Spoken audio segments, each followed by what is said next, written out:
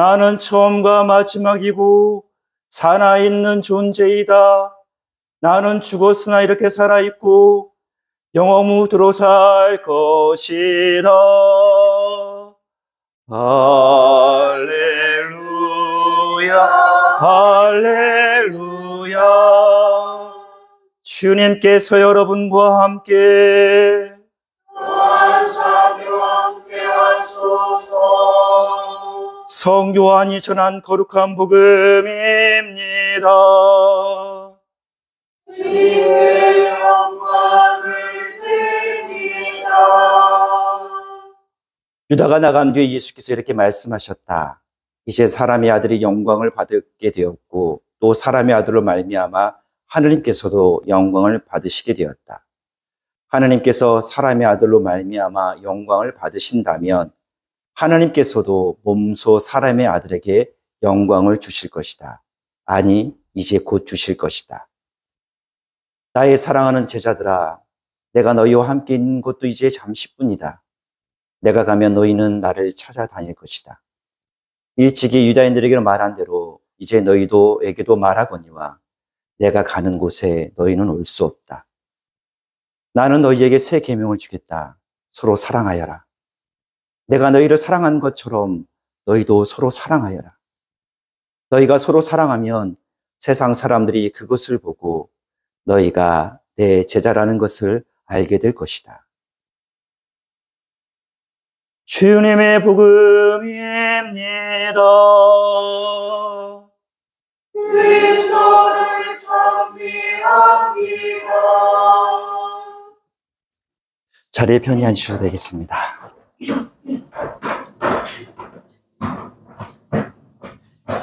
나의 주 나의 하느님 예수님 사랑합니다. 성부와 성자와 성령의 이름으로 말씀드립니다. 네. 한 주간 안녕들 하셨습니까? 평안하셨습니까? 네. 네, 주님의 사랑 안에서 지난 한 주간 애써 살아내시고 또 그 삶 속에 하나님의 자비와 은총이 없다면 우리의 삶이 참으로 더욱 고난과 역경이었을 텐데 그럼에도 불구하고 하나님의 은총의 손길 붙드시고 사신 모든 교우님들을 주님 이름으로 축복합니다. 우리는 지난 부활 2주부터 다시 일으켜 세우시는 부활의 주님을 기억하는 부활 주일로 지키고 있습니다. 부활의 주님께서는 우리의 삶에 개입하시는 것을 넘어서서 우리의 착한 목자이신 부활의 주님을 따르는 삶을 살아내라 말씀하십니다. 그래서 우리는 지난 부활 2주일보다 계속적으로 다시 일으켜 세우시는 부활의 주님을 우리가 어떻게 하면 경험하고 살아갈 수 있는지 계속적으로 말씀을 나누고 있습니다. 혹시 여러분 지난주에 설교 말씀 기억하실지 모르겠습니다. 지난주에 제가 여러분에게 드린 말씀은 들음과 암과 따름이었습니다. 들음에 관하여 오늘 좀 더 구체적으로 여러분과 함께 말씀을 나누고자 합니다. 우리 함께 주보에 있는 요한복음 13장 34절 말씀 함께 찾아 읽어보겠습니다. 나는 너희에게 새 계명을 주겠다. 서로 사랑하여라. 내가 너희를 사랑한 것처럼 너희도 서로 사랑하라. 서로 사랑하라. 이 말씀은 부탁과 권면의 말씀이 아니라 예수 그리스도의 최종적인 선언의 말씀이며 명령입니다. 당부와 부탁은 우리의 선택에 따라 행할 수도 있지만 그리스도를 믿는 우리는 예수님의 명령에 우리의 상황과 우리의 핑계 상관없이 우리는 따라야 합니다. 자식이 부모의 말을 따르는 것처럼 하나님의 자녀인 우리는 예수님의 이 말씀, 너희는 서로 사랑하라. 이 말씀은 우리가 취사 선택하는 것이 아니라 행해야 하고 따라야 하는 것입니다.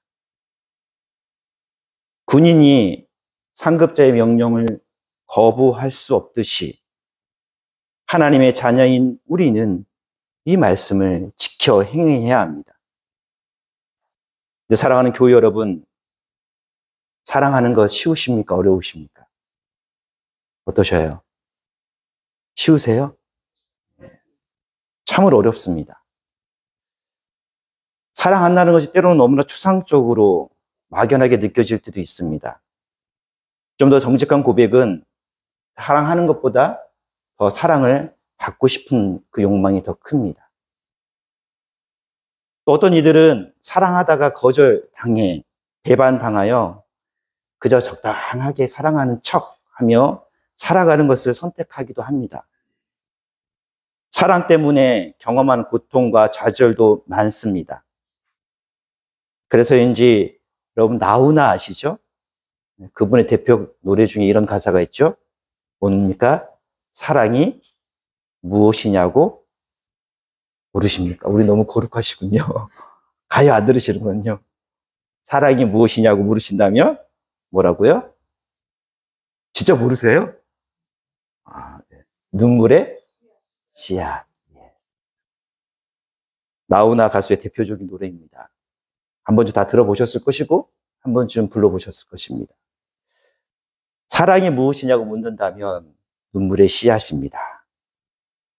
근데 여러분, 고기도 먹어본 사람이 그 맛을 알고요. 잘 먹는다는 말이 있는 것처럼 사랑을 받아본 사람이 사랑할 수 있습니다. 내가 너희를 사랑한 것처럼 이 사랑을 받아보고 경험하고 그 사랑으로 살아가는 사람이 사랑할 수 있는 것입니다. 제가 교우님들에게 질문 드렸던 것처럼 사랑하는 것이 쉬우십니까? 어렵습니까? 라는 질문에 어렵다고 고백한 그 기저에는 우리는 어쩌면 내가 너희를 사랑한 것처럼의 그 예수님의 사랑이 절절하게 우리의 삶에 또는 우리 안에 경험되어지지 않는 것이 더 많아 사랑하는 것이 더 힘들 수 있는 것입니다. 사랑의 형태, 척도, 양식, 그리고 스타일에 대해서 말씀하신 것이 아닙니다. 다른 이들을 사랑하되 예수님처럼 맞아들이고 용서하고 죄를 잊으며 신실하게 돌보며 죽음에 이르기까지 형제와 자매로 대하며 목숨까지 내놓으신 이 예수님의 사랑을 말씀하고 있습니다. 우리가 누군가를 사랑하기 위해서 반드시 예수님께서 얼마나 자신을 사랑하는지, 자신을 얼마나 존귀한 자로 여기고 있는지, 자신을 어떻게 바라보고 있는지, 어떻게 사랑하고 있는지 경험해야 우리는 사랑할 수 있는 것입니다. 그래서 오늘 예수님께서 너에게 새 계명을 주노니라고 새로운 것, 그것을 말씀하십니다. 그것은 우리의 사랑의 시작과 기조는 다른 것이 아니라 내가 너를 사랑한 것을 사랑하라고 말하는 것입니다. 예수님께서 나를 얼마나 사랑하셨는지 알게 되면 타인의 잣대와 판단에 전전긍긍하지 않습니다. 누가 뭐라 해도 태산 같은 자존감으로 자신의 존재 가치를 알아챌 수 있는 것입니다. 예수님께서 나를 얼마나 사랑하는지, 우리는 그것을 어떻게 알아차리고 경험할 수 있는 걸까요? 오늘 본 기도는 그 사랑을 이렇게 말합니다.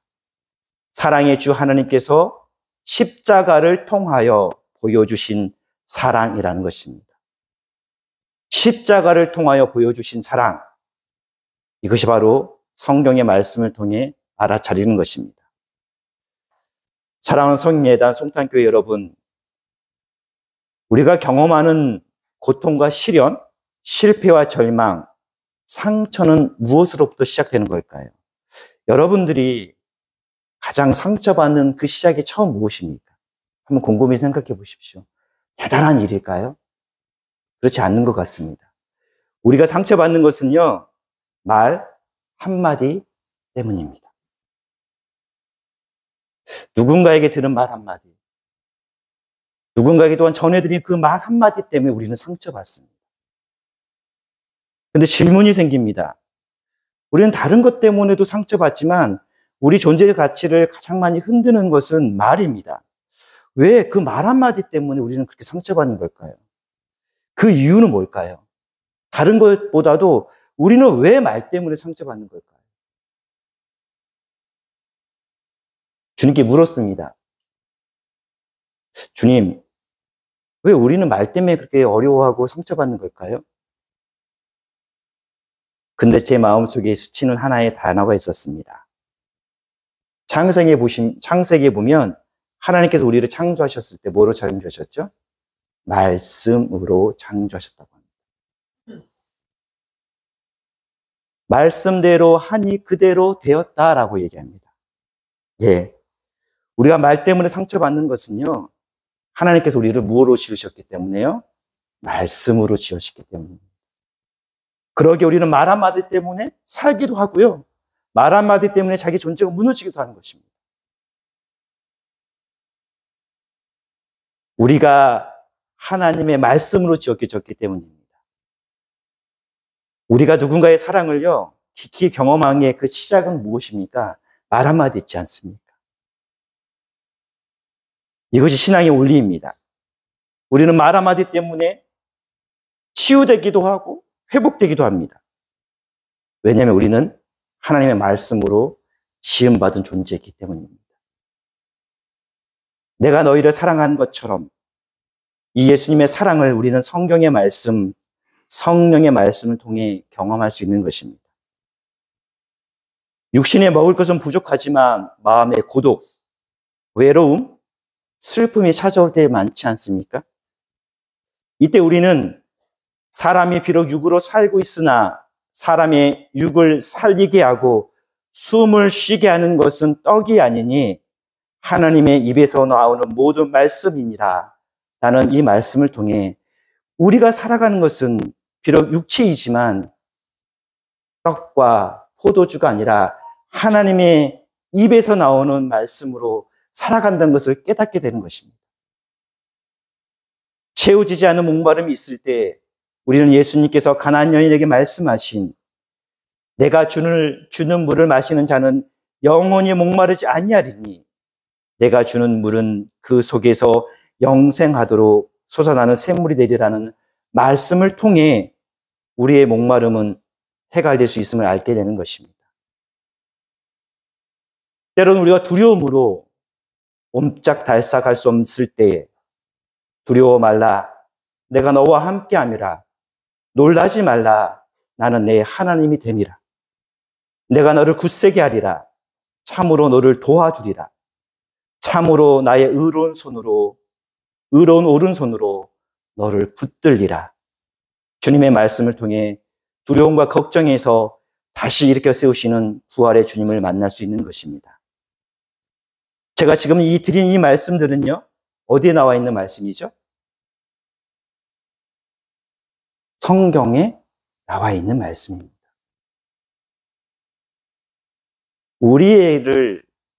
우리가 사랑의 주님을 경험하는 그 첫 시작은 다른 곳에 있지 않다는 것입니다. 바로 성경의 말씀이 있습니다.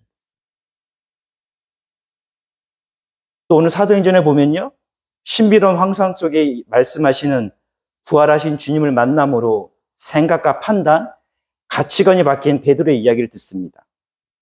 좀 긴 말씀이지만 베드로도 유대인이었기 때문에 당시에 유대인들은요, 이방인들을 개, 돼지처럼 여겼습니다. 그렇게 판단했습니다. 그러한 베드로에게 하나님의 말씀을 내려옵니다. 내가 거룩한 거다 한 것을 너희가 속되다 하지 말라는 것입니다. 그러면서 자주 반복되는 말씀이 있습니다. 하나님께서 말씀하셨습니다. 음성이 들려왔습니다. 우리의 가치관과 우리의 판단과 우리의 생각을 바꿀 수 있는 것은요, 바로 하나님의 말씀입니다. 하늘로부터 내려오는 음성입니다. 그뿐만이 아닙니다. 오늘 요한의 묵시록에는 하늘에서 들려오는 큰 음성이 있었다고 소개합니다. 들어보십시오. 이제 하나님의 집은 사람들이 사는 곳에 있다. 하나님이 사람들과 함께 계시고 사람들은 하나님의 백성이 될 것이다. 하나님께서는 친히 그들과 함께 계시고 그들의 하나님이 되셔서 그들의 눈에서 모든 눈물을 씻어 주실 것이다. 이제는 죽음이 없고 슬픔도 울부짖음도 고통도 없을 것이다. 제가 드리는 말씀이 아닙니다. 요한의 묵시록에 기록된 하나님의 말씀입니다. 사랑하는 교회 여러분, 여러분의 눈에 눈물이 있으십니까? 슬픔이 있으십니까? 울부짖음이 있으십니까? 고통이 있으십니까? 오늘 이 말씀을 통하여 위로받으시고 소망 얻으실 줄 여러분 소망합니다. 나의 말이 아니라 기록된 성경의 말씀입니다. 모든 눈물을 씻어줄 거다. 내가 너와 함께 있다. 너는 내 백성이다. 나라는 존재가 하나님께서 함께 계시고 하나님의 백성임을 말씀합니다. 보아라, 모든 것을 새롭게 만든다. 우리는 말씀을 통해 새로운 피조물로 다시 태어날 수 있으며 새로운 존재가 되는 것입니다. 이것을 기록한 것이 바로 성경입니다. 주중에 계단의 천정에 센서가 등이 고장이 나서 교체를 했습니다. 인터넷으로 주문을 했는데요. 열어보니까 안내서가 있더라고요. 네, 여러분 안내서가요. 요거 반만 합니다. 근데 여러분 3억짜리 제품을 사잖아요. 수천만짜리 제품을 사잖아요. 그러면 안내서가 사용 설명서가 얼마큼 되신지 아십니까 혹시? TV로 한번 생각해 보세요. 100만 원 넘는 거. 요만 한 장의 종이로 되나요? 아니죠. 꽤 두껍습니다. 꽤 두껍습니다. 가치의 문제인 것입니다. 얼마의 가치가 있느냐에 따라서요. 사용 설명서의 두께가 달라집니다. 여러분, 성경 66권이 두껍습니다. 왜 두꺼운지 아십니까?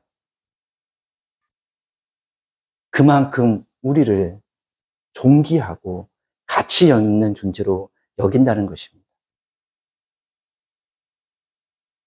짧지 않습니다. 깁니다.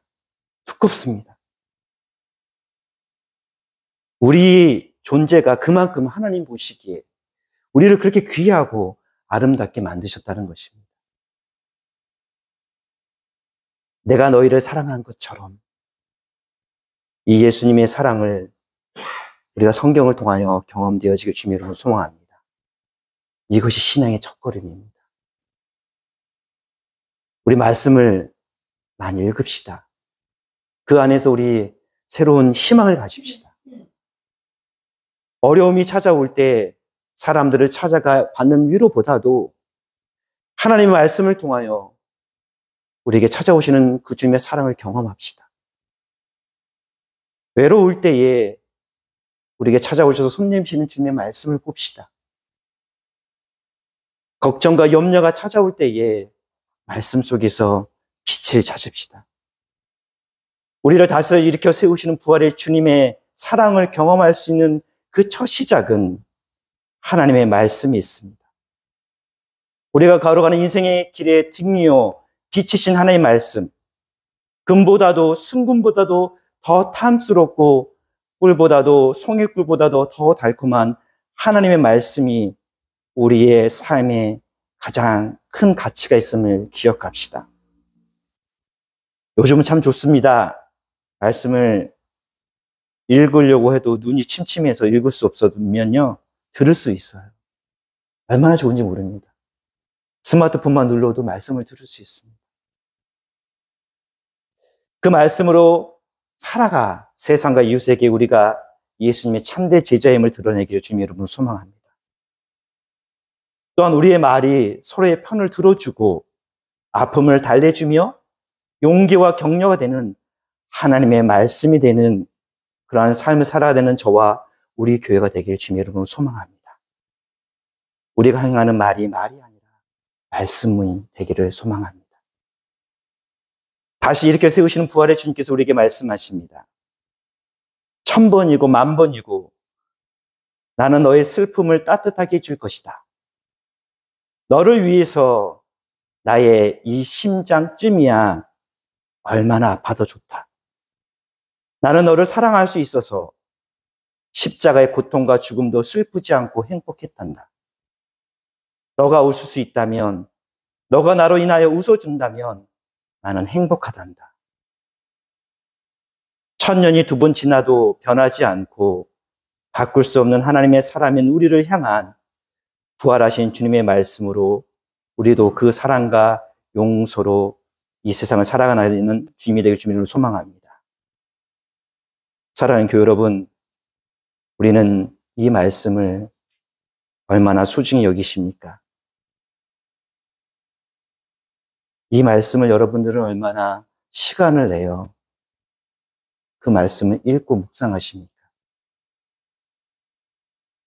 우리가 다시 회복할 것이 필요하다면 오늘부터 우리 저와 함께 주님의 말씀을 통해 나라는 존재가 무엇이고 예수님께서 나를 얼마나 사랑하시는지 경험한 우리가 되길 주님으로 소망합니다. 성부와 성자와 성령의 이름으로 말씀드렸습니다. 잠시 말씀을 묵상하도록 하겠습니다. 다 표현 못해도 나 표현하리라. 다 고백 못해도 나 고백하리라. 다 할 수